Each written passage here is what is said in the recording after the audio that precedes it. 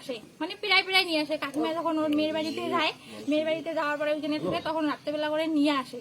নিয়ে আসার পর মানে কয়দিন থেকেই দেখতেছি যে নিয়ে আসতেছে, হ্যাঁ, কিন্তু ঘরের মধ্যে কখন ঢুকবে আমরা ওই সময়টা নিয়ে আসে যে কখন ঢুকবে।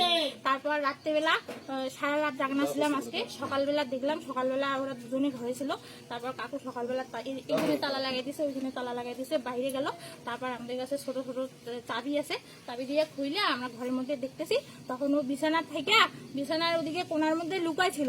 তারপর ওইখান থেকে আইসিআই একদম দরজাটা লাগাই দিল। তখন থেকে সবাই এখানে জড়ো হয়েছে, তখন থেকে আসে ঘুম করে। তারপর বলে যে আমরা বিয়ে করবো, বেশি মারামারি করবো না। এখানে এসে কই আপনার এই বাড়ির বউ কই? বউ আছে তো ওদিকে গেল। উনি ছিল না কালকে রাতে? ও ছিল না। তারপর কাকু বলে যে, কাকু হয়তো এই বাড়ির লোকটা, কাকু বললো যে আমার বউকে ফোন করো, মেয়ের বাড়িতে গেছে, বউকে ফোন করো, ও আসুক। তারপর আইসা কি করে, আমরা সবাই বলতেছি আমরা বিয়ে দেবো। বিয়ে দিবেন? হ্যাঁ, বিয়ে দেবো। ওরা বিয়ে করতে গেছে, বিয়ে দেবো। ও, ওনার বাড়ি কোথায়? আমাদের বাড়ি এই পাশে বাড়ি। না না, ওনার বাড়ি? ওদের বাড়ি হচ্ছে হরি মন্দির। আর এই জায়গাটা কোনটা? এইটা হচ্ছে কাদম কথা।